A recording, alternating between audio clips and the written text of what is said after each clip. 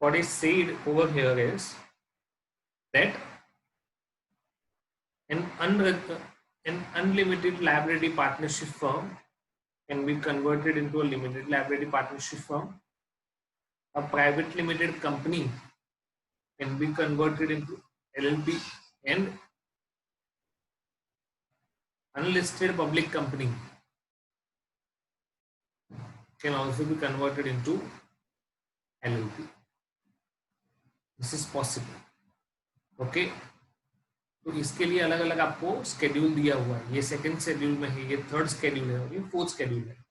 इसके बारे में हमको कोई डिटेल दिया हुआ नहीं है कि आपको प्रोसीजर क्या फॉलो करना है. ओके. आपको नॉर्मल पार्टनरशिप फर्म में से लिमिटेड लायबिलिटी पार्टनरशिप फर्म करना है या प्राइवेट या अनलिस्टेड पब्लिक कंपनी में से LLP करना है, तो वो पॉसिबल है. उसके लिए कौन सा सेक्शन एप्लीकेबल है वो लिखा हुआ है, but it is not mention that what is the process. इसका प्रोसेस दिया हुआ नहीं है. Okay. If it is registered eight conversion हो गया, then what will be the process? Sorry, process नहीं, what will be the effect? तो conversion के बाद, आफ्टर कन्वर्जन कौन कन्वर्ट होगा? या तो एक नॉर्मल पार्टनरशिप फर्म, एक प्राइवेट लिमिटेड कंपनी या एक unlisted public company. Okay. Conversion होने के बाद what they are supposed to do, as the case may be, has complied with the provisions of various schedules. उनको जो भी schedules applicable है उसका उनको follow करना है. Whatever provisions are there, whatever rules are there, they are supposed to follow the same. Register the document. Okay. तो उन लोगों ने rules follow कर दिए हैं, document register करवा दिए हैं, तो रजिस्ट्रार एक सर्टिफिकेट इशू करेगा, सर्टिफिकेट ऑफ इनकॉर्पोरेशन. तो जिस दिन से आपको सर्टिफिकेट ऑफ इनकॉर्पोरेशन मिल गया, it means your LLP comes into existence. Okay. The registrar must be satisfied that all the rules, regulations, provisions have been followed, documents have been registered. Then he will issue a certificate of incorporation which is known as LLP incorporation. जैसे ही आपका incorporation certificate आपको मिल जाए, okay, उसके 15 दिन के अंदर अंदर आप जो पहले थे और जिसको रिपोर्टिंग करते थे उसको भी इन्फॉर्म करना पड़ेगा. Say for example, you are a partnership firm earlier. आप पहले पार्टनरशिप फर्म थे, इसके बाद आपका LLP में कन्वर्जन हुआ है, तो पहले पार्टनरशिप फर्म होगा और वो रजिस्टर्ड पार्टनरशिप फर्म होगा. तो if it is a registered partnership firm, तो वो किसको रिपोर्ट करते होंगे? रजिस्ट्रार ऑफ फर्म्स को. To whom they were reporting? Registrar of firms. अगर प्राइवेट लिमिटेड कंपनी या अनलिस्टेड पब्लिक कंपनी है, तो ये दोनों किसको रिपोर्ट करेंगे? ROC को.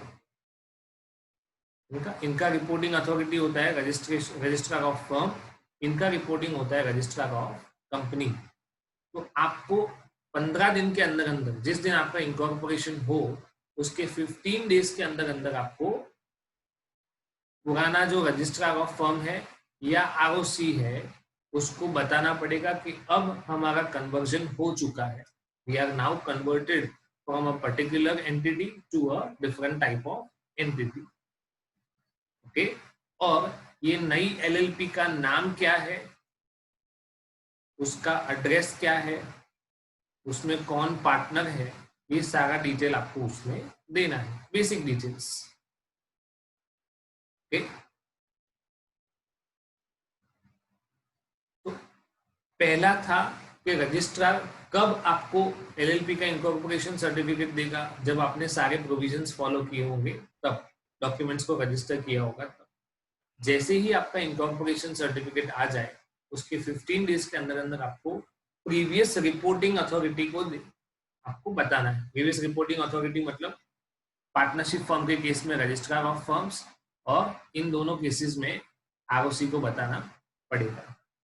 Okay, upon such conversion the partners of the firm, the share holders of private और public limited and the LLP to which such firm or such company has converted, and the partners of LLP shall be bound by the various provisions of various schedules as the case may be.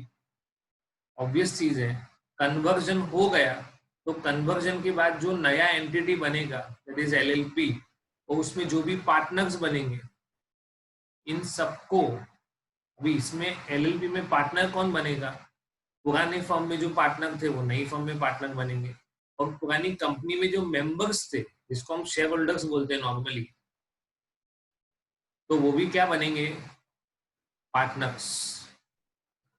Okay, तो जैसे normally किसी एक limited liability firm को rules and regulations applicable होते हैं, वैसे ही सारे rules and regulations नई फर्म को भी और नए पार्टनर्स को भी एप्लीकेबल होंगे। Okay,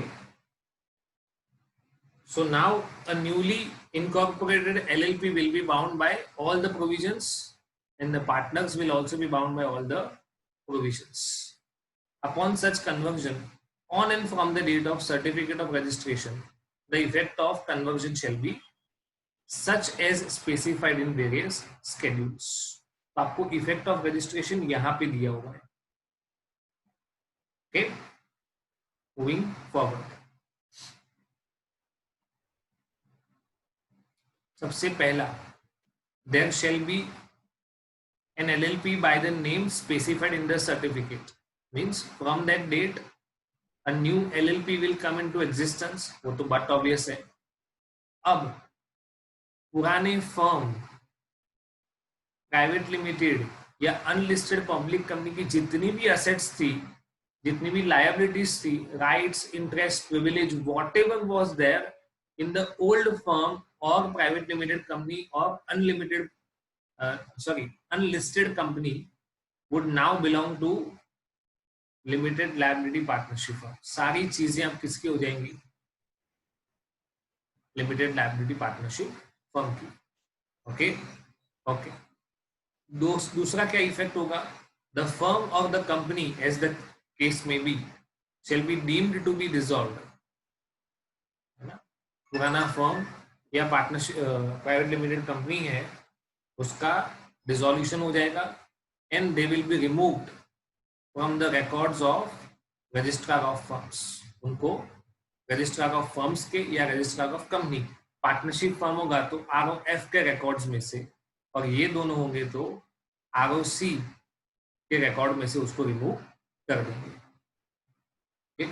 एक नया LLP बनेगा, उनके जो भी assets, liabilities, rights, interest, privileges, whatever was there in the old entity will now belong to a newly converted entity, and the old firm shall stand to be dissolved।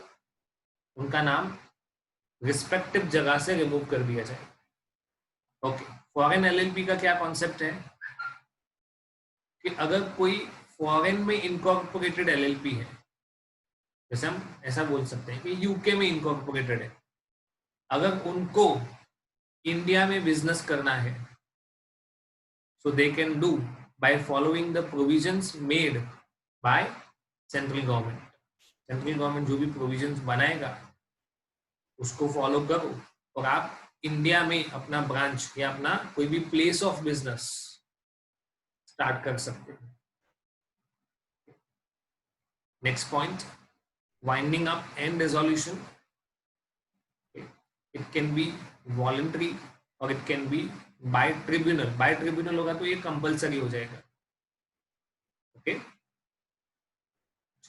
कौन से cases में winding up होगा, if the LLP decides that LLP be bound up, वो खुद ही voluntarily decide करते हैं। हम voluntarily भी ट्रिब्यूनल के पास जा सकते हैं, बट मोस्टली ट्रिब्यूनल के पास तभी जाते हैं जब कुछ डिस्प्यूट होता है या फर्म ने कुछ फ्रॉडुलेंट एक्टिविटी की होती है। दूसरा केस हमने ऑलरेडी देखा था, if the number of partners are less than 2 and the business is carried on for 6 months, ये वाला सिचुएशन हमने देखा था, उस केस में भी एलएलपी का वाइंडिंग अप हो जाएगा। If LLP is unable to pay its debt, अपना डेट पे करने के लिए वो कैपेबल नहीं है, उसको हम क्या बोलते हैं, इंसॉल्वेंट हो गया। Okay, number D, LLP has acted against the interest of sovereignty and integrity of India, security of the state और public order। अगर आपने ऐसा कोई भी काम किया है जिससे हमारे नेशनल सिक्योरिटी को इम्पैक्ट हो सकता है, तो आपका फर्म तुरंत वाइंडिंग अप हो जाएगा।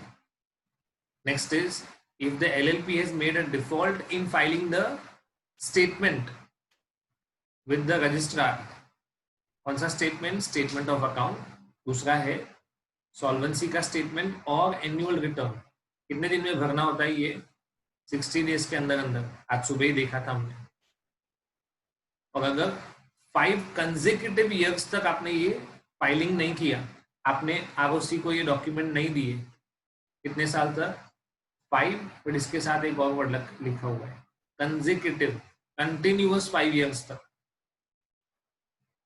तो भी आपका फॉर्म डिसॉल्व हो जाएगा। And if the tribunal is of the opinion that it is just and equitable, इसको हम बोलेंगे others.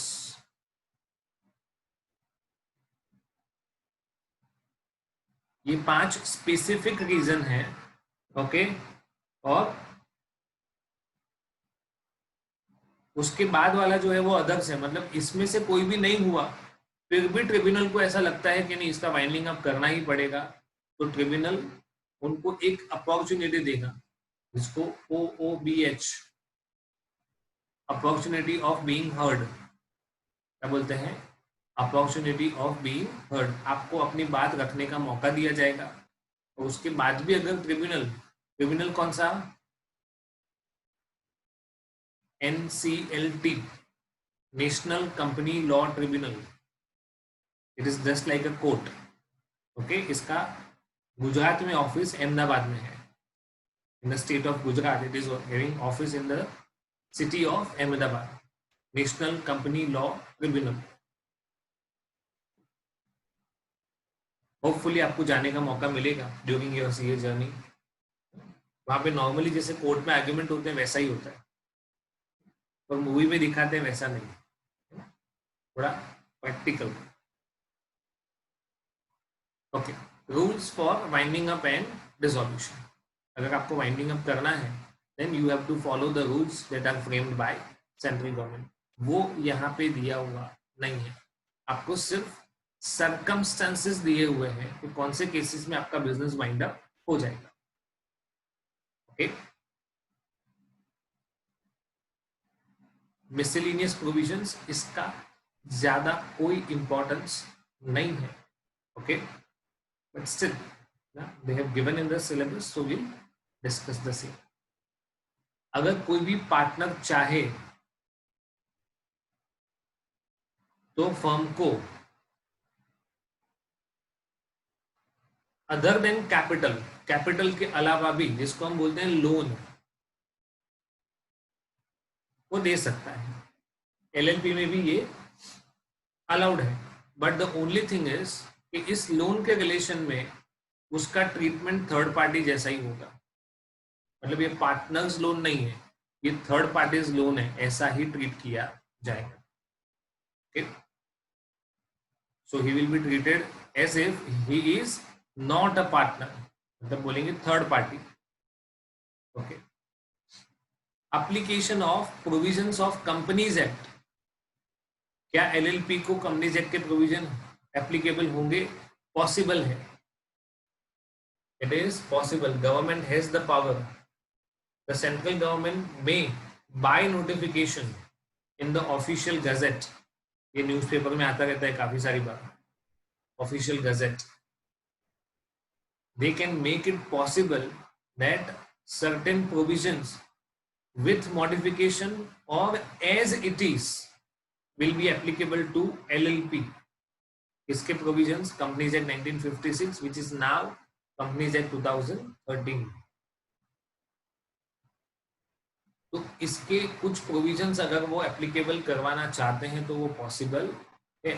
Just like normally partnership firm होता है तो वो रजिस्ट्रार ऑफ फर्म्स को रिपोर्ट करता है। नॉर्मल पार्टनरशिप फर्म होगा तो वो रजिस्ट्रार ऑफ फर्म्स को रिपोर्टिंग करेगा, but at the same like LLP होगा तो वो किसको रिपोर्टिंग करता है? Registrar of companies. But obvious यहाँ पे कंपनीज एक्ट एप्लीकेबल हो रहा है। ओके, तो पॉसिबल है कि वो ऐसा कोई नोटिफिकेशन पास कर सकते हैं, बट नोटिफिकेशन के लिए भी कुछ स्पेसिफिक प्रोविजंस हैं कि अगर आपको ऐसा कोई नोटिफिकेशन, आपके पास ऐसा प्रपोजल है, आप चाहोगे और कंफर्म हो जाएगा ऐसा नहीं है। मतलब अभी बीजेपी गवर्नमेंट पावर में है तो वो बोलेंगे कि चलो हम ये लोग ये प्रोविजन एप्लीकेबल कर देते हैं, है ना, हमने खुद डिसाइड कर लिया है, ऐसा नहीं होगा।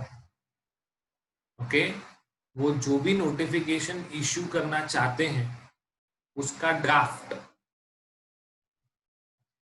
Each house of parliament, that is upper house and lower house, इन दोनों जगह पे रखना पड़ेगा। जैसे लोकसभा और राज्यसभा कहते हैं हम लोग, while it is in session, मतलब उसका सेशन होता है ना, summer session, monsoon session, winter session. तो जब ये इन सेशन है, मतलब फंक्शनिंग है, अभी फंक्शनिंग नहीं है तो अभी नहीं रख सकते, अभी पार्लियामेंट में कोई जाता नहीं है ना। While it is in session, the notification will be placed before each house of parliament for a total period of 30 days. चलो ऐसा हुआ कि हम पार्लियामेंट के किसी एक सेशन में इसको इंट्रोड्यूस करते हैं कि हम ऐसा कोई नोटिफिकेशन लाना चाहते हैं, और तब सिर्फ 10 दिन के लिए ही वो वहां पे रहा, क्योंकि 10 दिन के बाद सेशन ही खत्म हो गया। ओके, तो पहले सेक्शन में नहीं हुआ तो कोई बात नहीं, दूसरे सेक्शन में या तीसरे सेक्शन में कुल मिला के आपको 30 डेज तक तो इसको हर एक हाउस ऑफ पार्लियामेंट में रखना ही पड़ेगा। Okay, for a period of 30 days.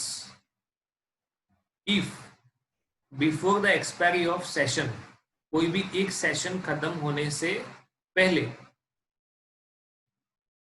If before the expiry of the session immediately following the session or the successive session aforesaid, मतलब ये 30 डेज का टाइम पीरियड खत्म हो उससे पहले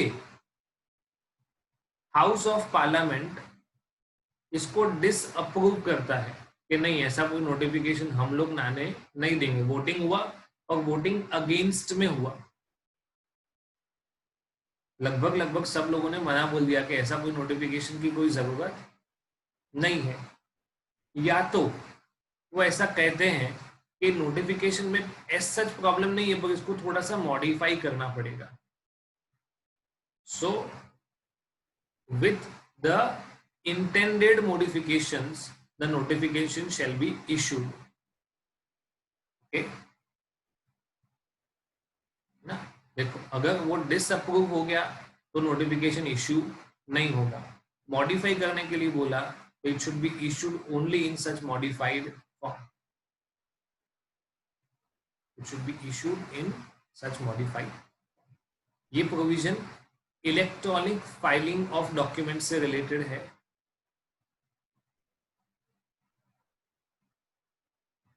मतलब एक एलएलपी को अगर अपने सारे डॉक्यूमेंट्स का इलेक्ट्रॉनिक फाइलिंग करना है तो वो पॉसिबल है, but make sure that it is in its original form only. जिस फॉर्म में ये जनरेट हुआ था उसी फॉर्म में आपको सबमिट करना है। Okay, such that it should be or it can be used as an admissible evidence in the court of law। उसको हम as an evidence, as a proof use कर सकें, उसी फॉर्म में उसको जनरेट या सेंड करना चाहिए।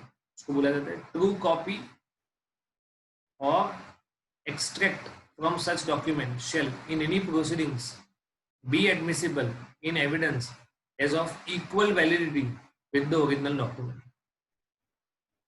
है ना, हम लोग ऐसा करवाते हैं ना कि हमारा 12th का मार्कशीट आएगा, लिविंग सर्टिफिकेट आएगा, तो स्कूल में से आपको ट्रू कॉपी करके ही देंगे। इसका मतलब क्या, कहीं पे आप ओरिजिनल भी सबमिट अगर नहीं करते हो और ये ट्रू कॉपी वाला फोटो कॉपी सबमिट करते हो, this will be considered as equal to original, तो ये भी चलेगा। बट क्या होना चाहिए, it should be a true copy और एक्सट्रैक्ट फ्रॉम सच डॉक्यूमेंट, और वो इक्वल टू ओरिजिनल होना चाहिए, उसका दर्जा इतना होना चाहिए।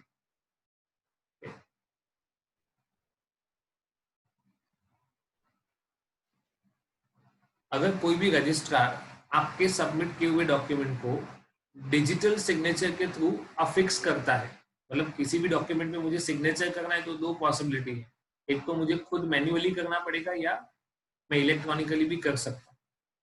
तो जो डॉक्यूमेंट रजिस्ट्रार ने इलेक्ट्रॉनिकली सर्टिफाई किए हैं वो वैलिड माने जाएंगे अनलेस somebody proves otherwise। क्या लिखा हुआ है, unless evidence to the contrary is adduced. तो नॉर्मली जो रजिस्ट्रार अपना डिजिटल सिग्नेचर अफिक्स कर देगा तो उसको वैलिड माना जाएगा, और अगर इसके अगेंस्ट कोई एविडेंस मिला तो इसको वैलिड माना नहीं जाएगा। Payment of additional fees, any document और return required to be filed or registered under this act with the registrar। जो भी डॉक्यूमेंट आपको फाइल करना है, रिटर्न फाइल करना है, स्टेटमेंट ऑफ सॉल्वेंसी फाइल करना है, if it is not filed और रजिस्टर्ड इन गिवन टाइम, एक के लिए 60 डेज का टाइम था, दूसरे के लिए ईयर एंड से 6 मंथ्स का टाइम था, ऐसे अलग अलग टाइमलाइन हम लोगों ने पढ़े हैं, कभी कभार 30 डेज का टाइमलाइन है। अगर इस टाइमलाइन में डॉक्यूमेंट सबमिट नहीं हुए तो इट मे बी फाइल्ड और registered after that time up to a period of 30 days from the date within which it should have been filed.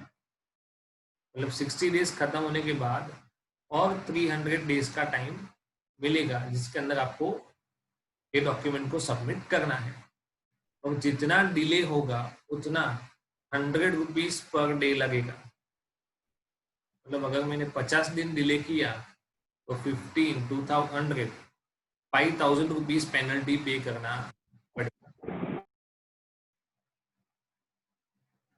चलो, आप कुंभकर्ण की फैमिली से बिलोंग करते हो फॉर एग्जाम्पल, है ना, 30 डेज का टाइम मिला, 60 डेज का टाइम मिला, 6 मंथ्स का टाइम मिला, उसके बाद भी 300 प्लस डेज मिले, फिर भी आप जगे नहीं, बोले कोई बात नहीं, आप इन 300 डेज के बाद भी सबमिट कर सकते हो, और इसके लिए वापस आपको कुछ एडिशनल फीस पे करनी पड़ेगी। मतलब वो 100 पर डे है वो तो लगेगा ही लगेगा, और इसके बाद भी डिफॉल्ट किया तो additional fees will be levied by the government.